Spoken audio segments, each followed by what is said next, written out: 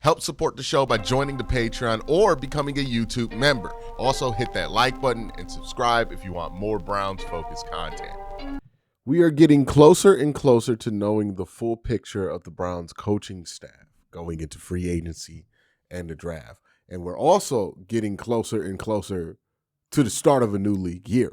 As we know, start a new league year means that free agency is impending, means that trades could be impending. And look, the way that the Browns have talked about this offseason, the way that Andrew Berry has talked about this offseason, and the obvious amount of urgency around this offseason, I expect the Browns to make trades. I expect the Browns to sign free agents. I expect the Browns to be active during the draft. I don't think they're going to be static at any point during this offseason. I expect it to be a fairly busy offseason for Andrew Berry because Andrew has a dual mandate right now. Like, that's the reality of the situation. He kind of has a dual mandate. On one hand, he has to win enough games to keep this project going, right? Like, all your long-term plans, that's all good and all, but you got to stay in business if you want to operate. And he's very close to not staying in business here, right? Another failed season would be seen as just cause to move on, and that puts Andrew Berry out of business. So on one hand, he has to figure out a way to be competitive. But on another hand, he has to figure out a way to keep them in a flexible enough position to where they can be good in the future. I got news for people. This is just the basic. Some people might hear that and say, well, that's impossible. You can't expect Andrew Berry to do this. I'm going to be real with you. That's the job, man. Like, that is the job. In the NFL, you are constantly balancing how to make sure that you have a good enough product to ensure job security while also trying to build up enough equity in the future. This is the balance of being an NFL GM. This is the balance of running a business, right? Like, you got to figure out how to build towards the long term while also being able to stay in business, right? So I don't think it's that unique of a position for Andrew Berry to be in. I think this is a position that Andrew Berry should expect to be in. Has to figure out a way to get this team to be better right now, but also figure out a way for them to be better in the future. Can't be all one thing or all another. You got to figure out a way to manage that. Now, you can get yourself into trouble if you commit too hard into one or two of these areas, but this is kind of the job of being an NFL GM. You always got to find a balance between where you are, where you want to be, and what you have to be. That's just the job. It might seem tough, but that's why it's not an easy job. All right. So let's first start by going through the offseason plans, right? If you look at what the Browns need to address in free agency or in trades, I think the areas in which they absolutely have to leave there with something. They need to add a wide receiver to this offense via free agency or trade. They need to add a starting offensive lineman to this offense via free agency or trade. And they need to bring in a quarterback via free agency or trade. If we want to start at quarterback, there's a range of guys that you can go for. I think if we're talking about the guys who could possibly give you the best outcomes on the field, but might be a little bit more expensive, you're talking about Geno Smith, who I think could give you a good outcome here. I understand he's coming off of a bad year in Las Vegas, but I think a lot of things were wrong in Las Vegas. They fired their offensive coordinator halfway through the season. I think Geno Smith in a Todd Monken offense could be pretty successful. He's a downfield thrower that could also be a successful mentor for somebody like Shedeur Sanders, who plays very similarly to Geno Smith, and having that kind of uniformity at quarterback styles might be good continuity-wise for developing your young players. The other player they can go after who is a fit for what Todd Monken wants to do that would probably be most capable of giving you a positive outcome is Kyler Murray, right? Say what you want about Kyler. He's not that far removed from a Pro Bowl season.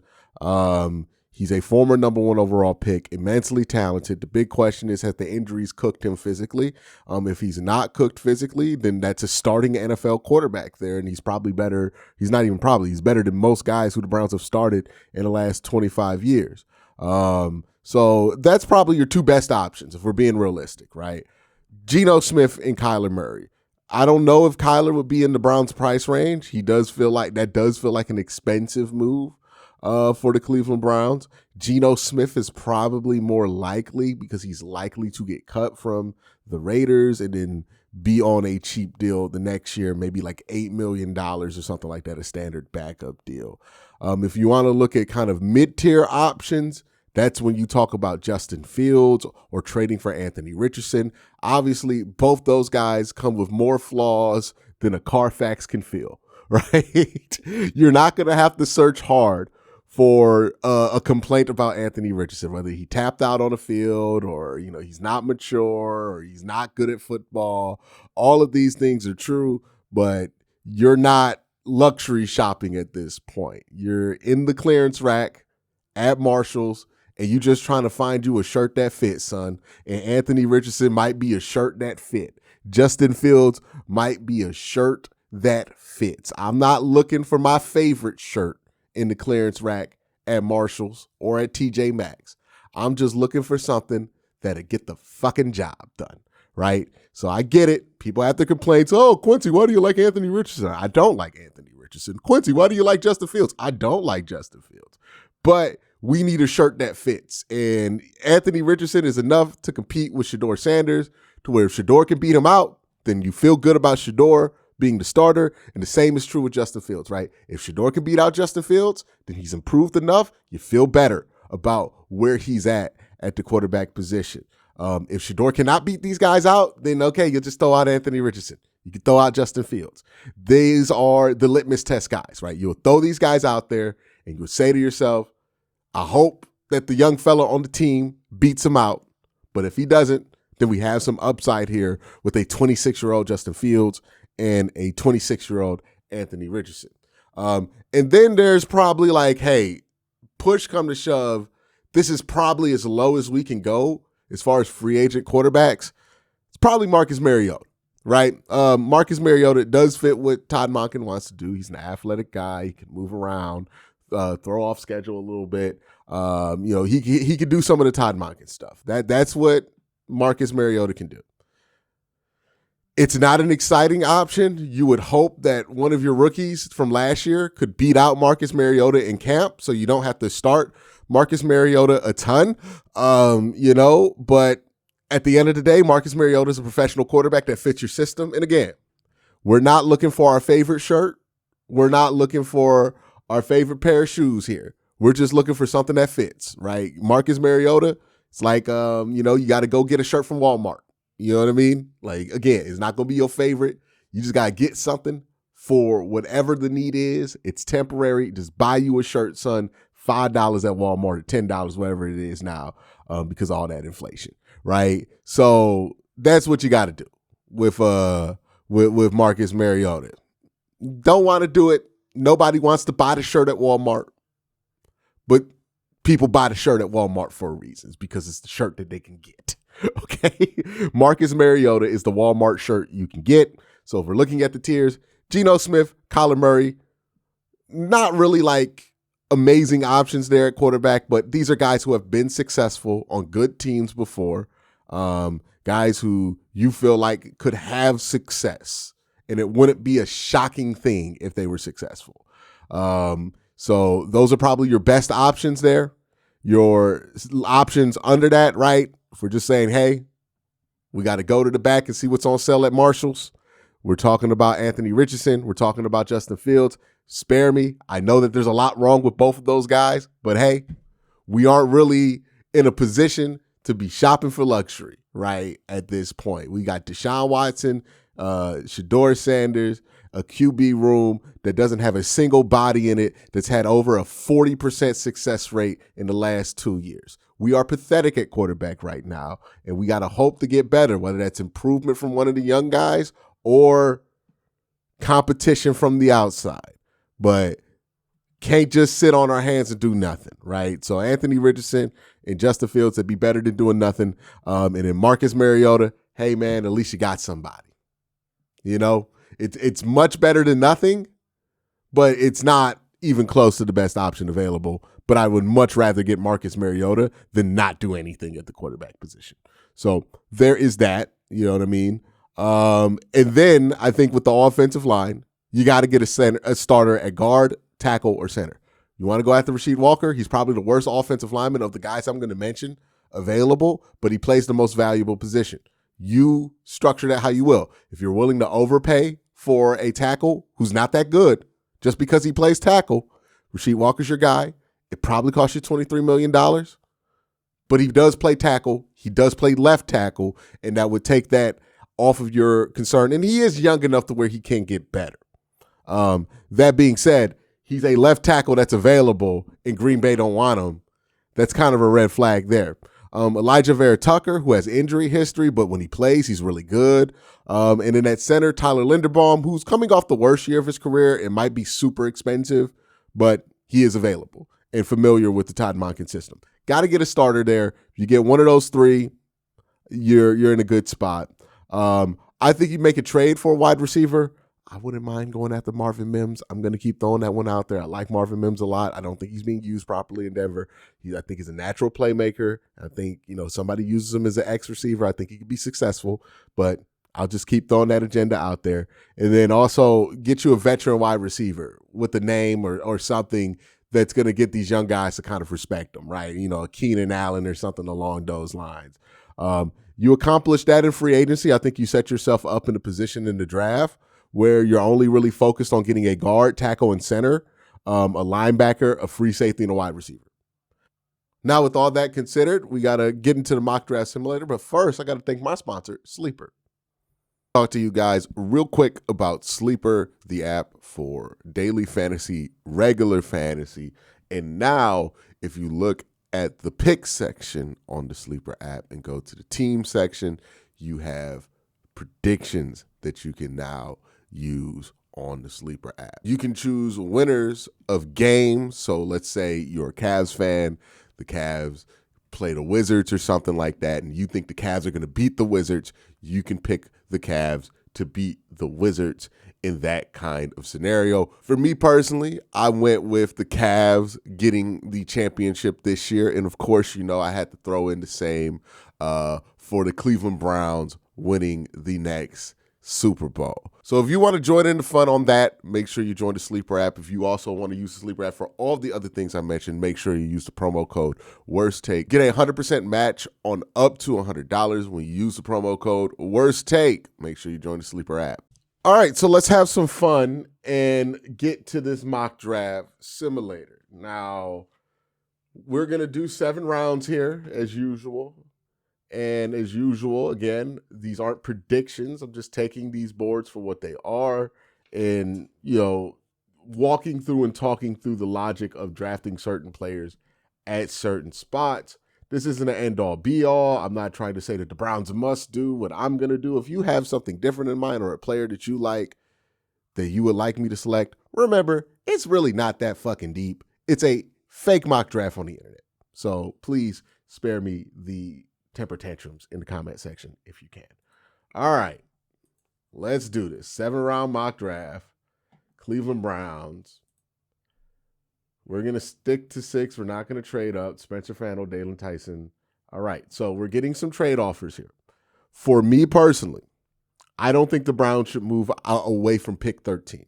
If the trade backs are telling you that you have to go past 13, I think the Browns should not do it unless they're getting back a first-round pick in return. None of these returns are sufficient enough for me to want to do it. Carolina is not offering a future first. They are offering a ton of extra picks in a second, but for me to fall back to 19, I need a future first. Kansas City is offering a future first, but they're also only offering me a second-round pick in return, which is unacceptable. The Chargers, same kind of deal here. And the Rams are offering me a future second and a move back to 13. Now, this is more appealing to me Because again, I'm in that spot to where I have my eye on a certain number of guys, right? Francis Maunoa, Mekai Lemon, Jordan Tyson, Carnell Tate. If I could get a future second, that's not bad there, right? So I think I'll take this offer. We'll take it to 13. We'll accept that. We'll fall back to 13, and we'll see who's there. We're going to ignore offers because we are definitely going to pick here. Carnell Tate is sitting there on the board, and I believe that's where we're going to go. We're going to go Carnell Tate here. Yep, Carnell Tate here. Pretty quick selection. We got the extra second next year. We got some extra picks for next year, and we'll take Carnell Tate. All right, now we're moving into the back half of the second round. So the players I'm keeping an eye on are Vega Ione, Caleb Lomu, Monroe Freeling, Denzel Boston, and KC Concepcion. Now, I already took a wide receiver, so the idea of going for KC Concepcion or Denzel Boston is just not really here right now, and those guys aren't available. So there's that. So let's look at what's available on the offensive line. We got Vega Ione, Caden Proctor, Monroe Freeling. Monroe Freeling is a left tackle. He's a good athlete at 6'7". I think that's probably where this pick is going. You want to get a tackle answer here. The other tackle answers are Blake Miller, who's okay. Jennings Dunker, who I think is more of a guard, but, I didn't think it was terrible at the Senior Bowl tackle. Max Anchor. Yeah, so I think Monroe Freeling's probably the most attractive tackle option here. Vega is a very, very good guard option, but I think guard is much deeper than tackle in this class. So if I don't take a tackle here, I think I can go pretty long. I think that's pretty much it for anybody I think could start day one, or be a starter relatively soon. With Ione at guard, I'm like Chase Basantes could probably start. Kalen Rutledge could probably start, right? Slaughter's more of a center, but you have more options there at guard after Ione. So I'll go tackle. We're going to go Monroe Freeling. And we're going to get tackle, wide receiver to start this draft. And right here, I got two players on my packet that I feel great about. Going to reject this trade offer. And we're sitting at pick. What pick are we at? We're sitting at pick 39 now. We've already taken wide receiver. We've already taken tackle. We can look at interior O-line here. Chase Basantes could be a choice here. I think that's a strong option. Let's look at some of our other needs. Linebacker. Is anything jumping off the page here? I got my eye on Jacob Rodriguez and Kyle Lewis. I think those are the better fits here for the Browns. If we go to tight end, Max Clare is not really for this round, but I'll wait around and see if Max is there. Oscar Delp is another interesting name. I think Sam Roush was impressive at the Senior Bowl as well. Defensive line wise, Caleb Banks. I mean, that's just that. I mean, like you got it. That's the Green Goblin mask talking to me right now. That dude's fucking awesome, and he's sitting there at 39. I might consider going in that direction. I'm not gonna lie. I might piss off the internet and take a defensive tackle, because that's the best player on the board right now. Right? We're looking at corners. I think D'Angelo Pons, not really for this pick, and Keontae Scott are very interesting. If we're talking about running backs, it's not really a great running back class. The only guy I have an eye on is really Katron, and then maybe Kalon, but that's way day 3 conversations. Tackle, he's an interesting tackle to guard prospect. Brian Parker is an interesting tackle to guard or center prospect. Crownover is an interesting tackle prospect. And then we have at interior O-line, Basantes, who's interesting. Rutledge, who's interesting. Interesting center. Interesting center. And then let's go to safety. Halsey is super interesting to me. Genesis Smith is interesting to me.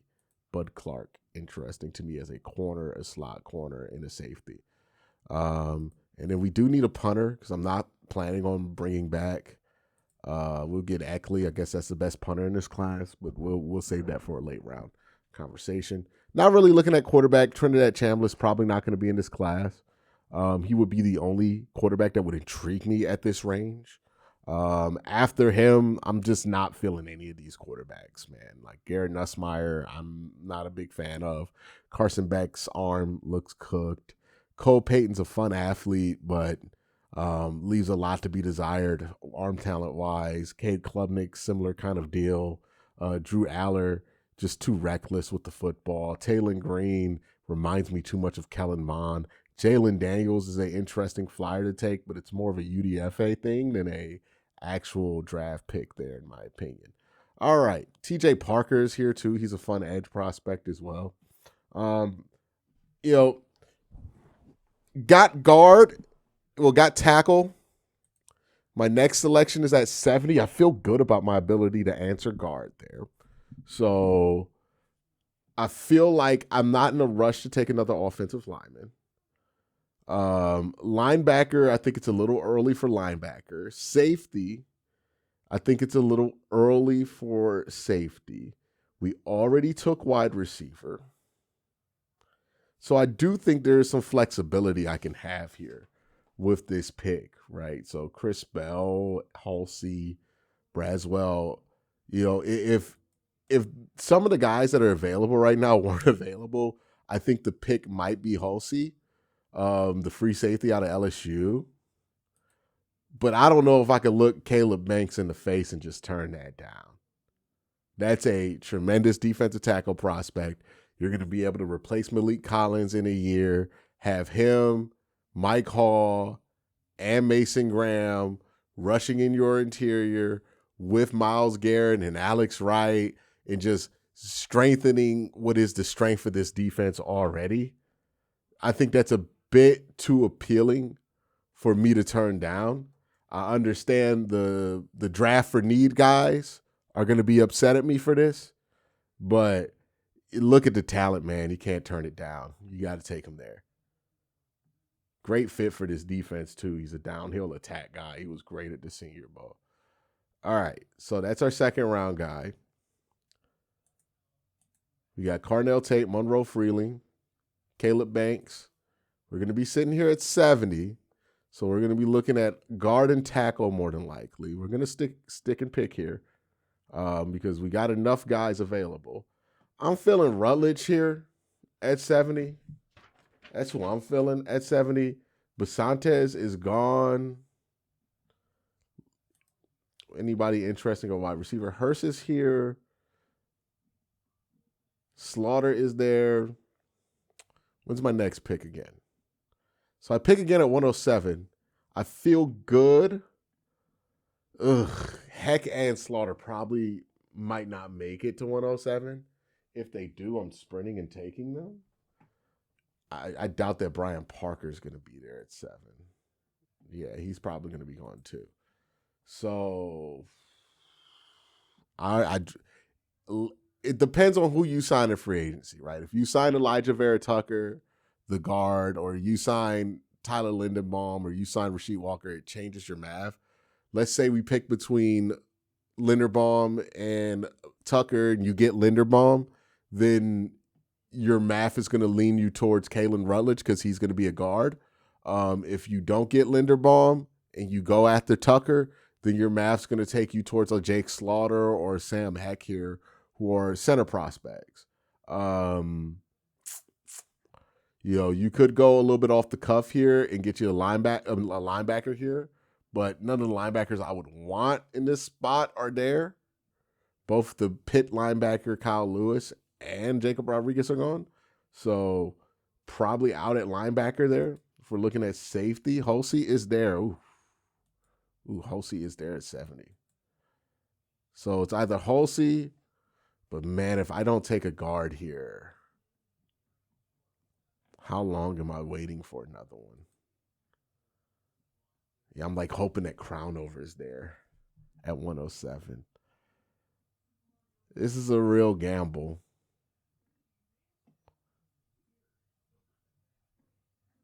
Well, Hulsey's such a good ball hawk. Am I okay with just dropping down and taking Genesis Smith? But do I think I'll have a good chance to get Genesis there? Because my next pick isn't until 107. It's possible that Hulsey and Smith are gone. Yeah, I'll just go. Let's go get AJ. Let's get AJ here. Let's get a free safety. Let's solidify this defense. We got Freeling. We got a tackle. We'll go guard later on. Hopefully we can go guard or interior. So it's Hulsey here. It's getting scary. Rutledge is still there. Rutledge is still there. We're at 89, 90. Oh, Rutledge is gone. Rutledge is gone. Heck is about to go. Heck's still there. Okay. No, we're not going to trade. All right. So Heck's here. Slaughter's here. I'm probably going to go Heck over Slaughter because, again, it depends on who you take in free agency. Slaughter's the better center prospect, in my opinion, but Heck can play guard and tackle. Crownover's there. Yeah, let's go. Let's get Sam Heck here. Yeah, let's get Sam Heck.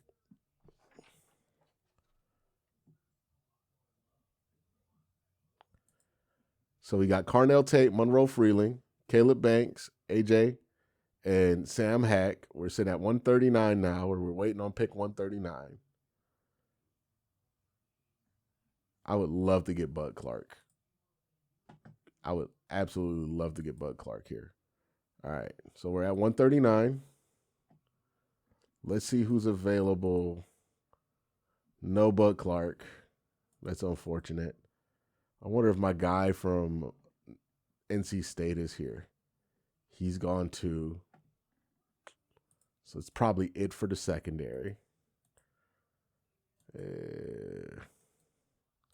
Wide receiver, who's here? Burks, Cameron, Virgil, Douglas, Roberts, Bonds. I don't know, but if I trade for like Marvin Mims and I get Carnell Tate as well, I'm pretty happy with that. Yeah, I could take Delp here. You know, if you don't want to go after a veteran, I think the Browns will end up going after a veteran because they already have their young centerpiece in Harold Fanon. I don't really see the need for them to get another younger tight end there. I think they'll probably just opt for experience there and probably bring back the Baltimore tight end room. So don't think they'll do that. I can't take Zane Durant here because I already took a defensive tackle and I'm maxed out on D tackles. What about edge? Tariq Sapp. Tariq Sapp's interesting. I might take him here if I don't see anything else I like more than Tariq Sapp. Aiden Fisher. He's fun.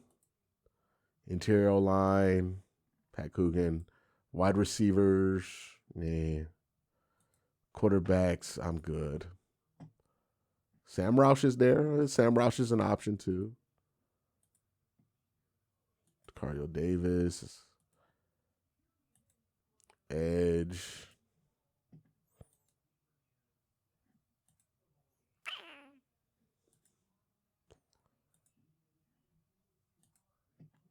Let's go ahead.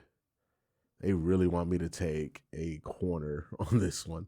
This might be my first bad grade from them because I'm gonna ignore that and maybe go and look at a tight end here. I'm gonna be honest. I like Roush more than I like Delp, and I know the mock draft machine's gonna hate it, but I'm just gonna do it. I like Roush better.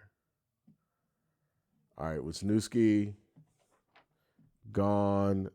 We got a tight end, wide receiver, so we got two pass catchers. Roush hacked. So we got offensive line. Let me see what's available here on those two offensive line positions. Logan Jones, Bo Stevens, Pat Coogan. Nothing really that intriguing there. Jude Bowery, he's interesting. I think I might consider Jude here. It's a good spot for him. Tyreek Sapp's still available. I just don't feel the need to get another edge on this roster. I'm not really the biggest fan of Takario or Thaddeus Dixon. Maybe I'm wrong on that, but just not the biggest fan. Wide receiver. Yeah, we're pretty deep down here. All right.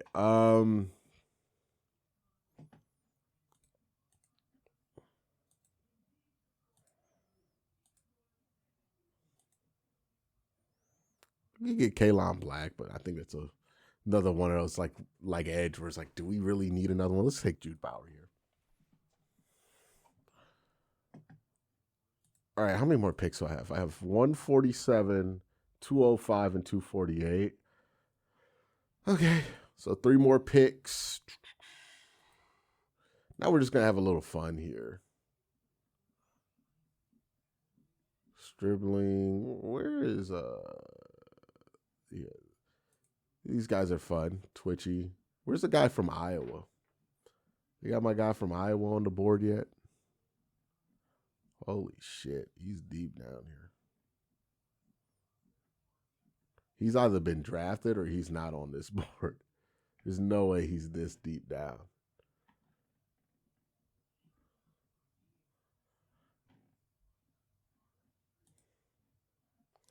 Logan Jones, interior, linebackers. Fisher? Fisher could be a pick here. So we're looking at Fisher.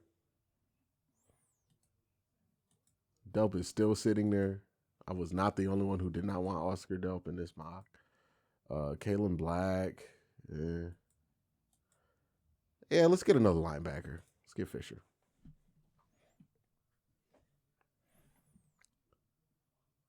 All right, we're probably going to take the punter here. Yeah, we'll take the punter at 205.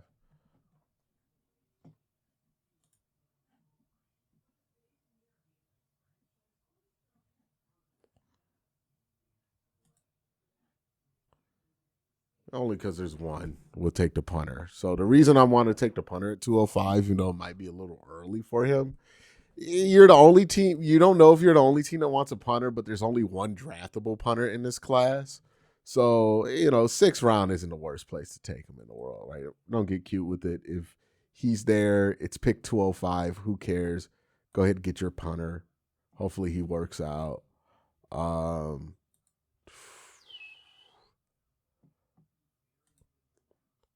then who do I want to take as the last player? Let's take Xavion Thomas.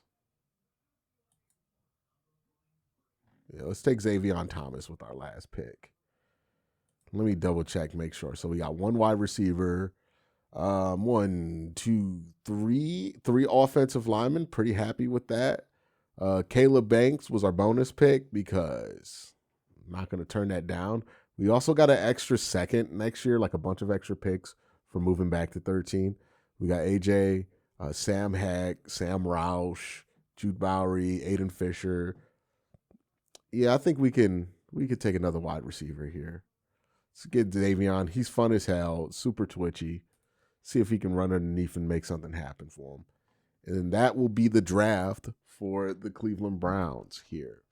So just to recap here, Carnell Tate at pick 13 as a result of a trade that netted me, I think, a 2027 second and 4th round pick.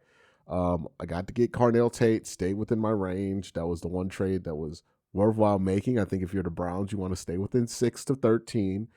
Anywhere past that, then you really do run the risk of not having any of your higher graded players available, which is going to trigger another trade down.